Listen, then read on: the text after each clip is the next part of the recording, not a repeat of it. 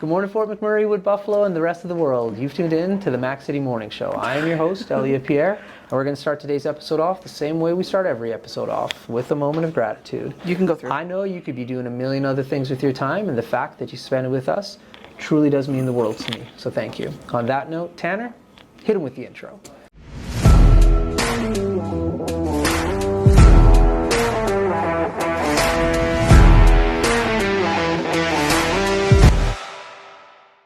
How's it going, you guys? It's Jake White, JJW, coming at you from Nortech Toyota in Fort McMurray. Just wanted to say hi and come on down, check the place out. Hi, my name's Richard. I'm the service manager here at Nortech Toyota. Hi there, I'm Adam. I'm here at Nortech Toyota. I'm a product advisor. Hi, I'm Cass. I'm the appointment coordinator. Happy to help you. Hey, it's Keith Simpson here. I'm the general manager of Nortech Toyota, soon to be Fort McMurray Toyota. Pretty excited for our new dealership. As you've seen, you met all my staff. These guys are all my family. We're here to take care of you. Come on down and be part of our family. And we are back. Big shout out to Nortech Toyota, our title sponsor for today's episode. We really do appreciate your ongoing support. As everybody at home knows, I don't introduce my guests because they can do a better job of that than myself. So can you please tell everybody at home who you are and what you're about? Sure. My name is Kyle McOustra. I work for Nortech Advanced NDT. I'm here to chat with Elliot today. There we go. Now, myself and Kyle used to work together, so this is going to be a fun one. So we are not in Fort Mac, where we first initially met. We are here in Edmonton. Yes. So when we met, we used to work for a company called Accurant in the field of non-destructive testing. Yes. So initially, how did you even hear about this? Because it's not a field that a lot of people know about. A lot of times the requirements when you do oil and gas work or fabrication work is you're required to inspect things to make sure they're good quality. Yeah. Yeah. So that they don't break or you don't have ruptures or things exploding. So how did you personally find out about this? So I went to university, couldn't find a job in Ontario. Lived in Guelph, didn't have a car, so I looked at the college programs that had a great opportunity for employment after, right. With fairly good wage, and I was really into the show Monster Garage. So okay. I ended up taking. That's awesome. So one of the options was welding engineering technology. So yeah. I, looked into it. It looked like a great program, yeah. And so I did that, and then I got hired and moved to Fort McMurray before I was, I got hired before I was even done school, and then moved there before yeah. graduation.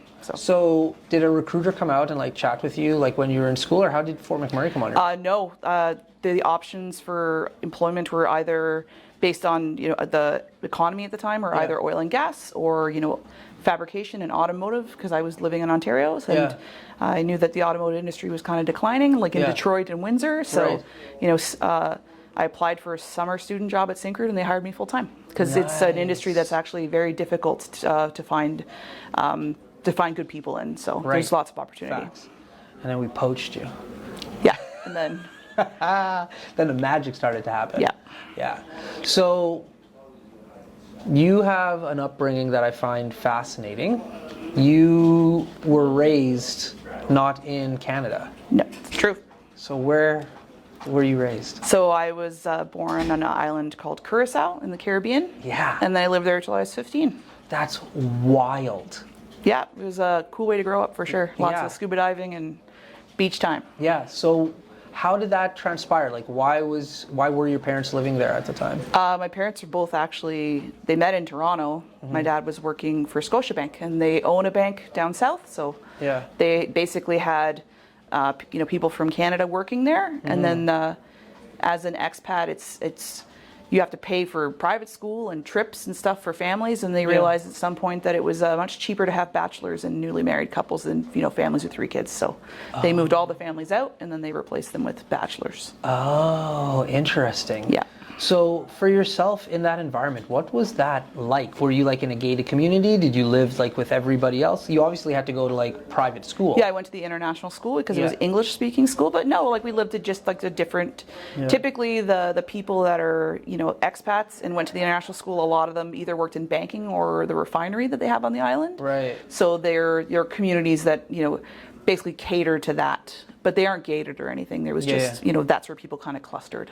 What's the language that they speak there? Dutch. It's a Dutch island, but the language that a lot of people speak is called Papiamento, which is a dialect of Dutch, Spanish, and Portuguese. And did you pick up any of that? No. No. And No. like now, you definitely don't have any of it because No. it's been years.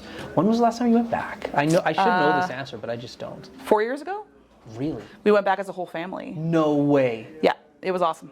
That would be awesome. And because I'm one of three children, Yeah. and we paid for my parents for their 70th birthdays, and basically all of us, it was our first time going back in almost 20 years, except for my brother. Yeah. So it was Your crazy. siblings went too? All of us went as a family. When you said all, I thought you meant like you, Randy, the girls, and mom, all of you. Yeah. Wow. Yeah, it was awesome. That would have been. And so we, didn't do the whole all-inclusive thing. We, we rented a car and, bummed around the island and tried to get the best street meat and, Yeah. the local foods. It was great. Nice. Now, you have two siblings. Where do you fall in between them? I'm the middle. You're the middle child. Yeah. So they had definite memories from living there as well. Absolutely, yeah. Wow, that's cool. Did you guys keep in touch with anybody? Because it's a private school, so... Actually, it was pretty crazy. We had, it was really embarrassing for my brother, but we had a maid growing up and Yeah. a nanny. Right. And my mom wanted to find her. Yeah. And unfortunately, she had passed away. But her sister lived in the same house she used to live in. Yeah. And so my brother had a pretty big head, like a large size head as a young child. And her sister showed up at the hotel, and my mom, it was a surprise for us. Right. Holding a picture of my brother, big head picture, Nice. screaming, "Where is Ian? Where is Ian?" And Yeah. he wanted to crawl under his beach chair. He was so upset. That's hilarious. It was amazing. That's so good. Yeah. Now, we're friends. We've gone to a few concerts together. The most notable, if you're from Fort McMurray, you might have seen me and Kyle at the Snoop Dogg concert years ago. We were putting on quite the show. Yeah, the teachers at Father Mercredi weren't even watching Snoop Dogg. They were watching us. That's right. It was an epic night, and we apologize for the people who had to sit directly in front of us. Drinks were spilled. Lots. Have Well, I you mean, gone- it started 4 hours late. So, That's right. Well, you know. and rightfully so. It was Snoop Dogg. Yeah. Have you went to any other concerts recently that were of any notoriety? Not so much, which is surprising considering I live in Edmonton. I know. I took my eldest stepdaughter to a 21 Pilots concert. That was great. Okay. But I live vicariously through our receptionist, Jess, who does a lot of traveling, a lot of concerts. She Okay. just went to Detroit for Taylor Swift. You did? Yeah. Oh, okay. For everybody at home right now, I'm on a bit of a Taylor Swift kick right now. Like, Taylor Swift is amazing. Yeah, and Hit after hit. we were all entered the draw for the latest round of tickets for Toronto. Yeah. And Jess got chosen, and she was 250th in line, so she got like baller seats. Really? Okay, Yeah. I'm going to talk with you off camera for a while about Taylor Swift. Yeah. We can put you on camera too if you want. We can talk about Taylor Swift for a long time. I hear the only thing that rivals Taylor Swift is Beyonce. Listen, I'm not getting into this battle, but there is a guy online right now. His name is Andrew Schultz. I don't know. You've heard of Andrew Schultz? No. He's a comedian. Oh, I'll show you afterwards. He's hilarious. Okay. He just went online and threw down a gauntlet and says that Taylor Swift is so high above that Beyonce is not even in the discussion. Wow. With the concerts, which I've never been to either one. I'm not picking. Yep. But there's a big debate who's better right now, Beyonce versus Taylor Awesome. Swift. So when you went to this 21 Savage concert, 21 Pilots. Yeah. where did you sit? Nosebleeds, but like close to the front, but up high. Rogers Place. I mean, all the seats are good there, right? Yeah. So, Yeah. but it was like a pretty cool experience. You know, her first time. You know, you go out for pizza and then you you wear your cool clothes, your concert clothes. That's right. You gotta wear the chucks, right? That's right. That's awesome. Yeah, it was a good time. You guys do go to concerts pretty regularly though, Yeah. like here, because you have the opportunity. Yeah, the opportunity. Yeah, but I've kind of started exploring like comedy clubs, and there's lots of other cool things to do in Edmonton that Yeah. aren't just concerts. Yeah. So concerts are really expensive nowadays. Yeah, better no than doubt. like more than when I was younger. Yeah, even like the comedy that's coming into Edmonton. Like you guys, I know you didn't make it because I didn't make it either. But Bill Burr was here. Yeah. You guys, and then you had tickets to what's his name? Jimmy Carr. Jimmy Carr. That was really great. And the Machine was here too. Yep.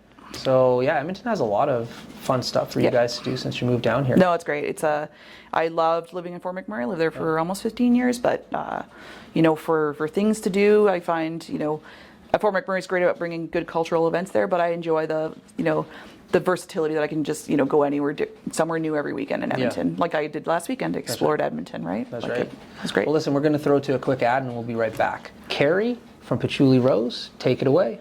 Hi, it's Carrie with Patchouli Rose Herbal Apothecary. I know our summer is coming quickly to an end. And during the summer, we always think of applying our sunscreen, but sunscreen is a product that we should be using every day of the year to protect our skin against harmful UVA and UVB rays, also against premature aging.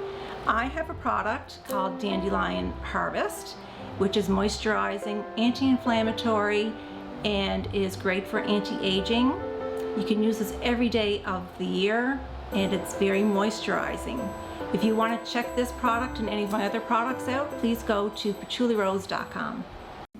And we're back. All right, let's switch topics because I do get distracted, especially when I get to talk to friends on this show. But we need to talk a little bit about your industry. So what are you guys trying to like really accomplish with this new organization that you're with right now? So, Nortech, we service all different types of industries. So fabrication, oil and gas, new construction. So one of the things that we're trying to focus on here is really like kind of developing and mentoring like younger technicians. And one of the things that we have is a big shop where we can bring people in and have them pair with someone, which is great, right? It's sometimes difficult to get that experience at an oil and gas facility because it's there's lots of cost constraints and it's difficult because you have to get people on site and the client has to pay for them. So, that's right. We focus on bringing in people, from NATE or, people that have interest in the industry and then pairing them and getting them a lot of like really good experience and then, putting them out there. So, which is huge. Now, and you can correct me if I'm wrong, which I can assure you at home I'm definitely wrong. There's not a lot of NDT companies that have what you guys have in the back there. No. I think for my recollection, there's probably only like 3 or 4 of you that would have what you have back there. And none that do it at the scale that we do. So we have 5 or 6 full-time people working in the back. We can do radiography, we can do magnetic particle, ultrasonic testing. We have delivery driver, forklifts, so we can bring in like large scale pieces of equipment. We can do like high volume, and it's quick and it's fast, which is, it saves having to have someone come out for 4 hours to do one part sort of thing, right? Yeah, and like you said earlier, from like a training standpoint, that's immense. Like that people can come and like see it, learn it, and so if they have to go into the field and do it one day, it's not like, oh no, what am I supposed to do? Exactly, and you can also instill that safety culture that if we ingrain it in them here, then when they go to a client facility, it's part of their day to day. Yeah, there we go. Yeah, cool. Well, that's enough of that. So, great. Listen, I know that we have filmed a little bit extra. That's because, cool. But, I'm interested. Whatever. Super. Like, you guys have no idea. Kyle will be coming back to do another one of these. So, because I'm coming down to Edmonton regularly, so we should make like a podcast just with you and me. I'm down. We could talk about like Weekend at Bernie's and our dance moves and stuff. It'd be hilarious. The hunch punch? Yeah. I love But it. listen, before I cut you loose though, everybody gets a shameless shout out or plug. So you have the mic, the camera, the lights. Have fun. Could be literally anything, Kyle. People have shout outed their parents, their pets, their animals, their dogs, like anything. Okay. Shout out to like everybody going back to school this week. Like it's crazy. It's I got a stepdaughter that's starting high school next week and it's nuts, right? Like so if you're feeling nervous about going back to school, don't. Make new friends, meet new people. It's the best. That's an awesome shout out. Well, Fort McMurray, Wood Buffalo, and the rest of the world, that's been another episode of the Mac City Morning Show. From the bottom of my heart, thank you so much for tuning in. Big shout out to our title sponsor, Noral Toyota, as well as Carrie from Patchouli Rose. We do appreciate both of your ongoing support. Hope everybody at home is having a great day, and we'll see you tomorrow. Peace. What a deadly old way to end another morning show. Later, boss.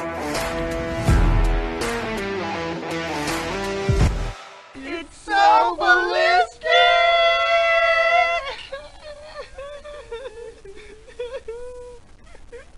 Talk about quenching your ugly thirst.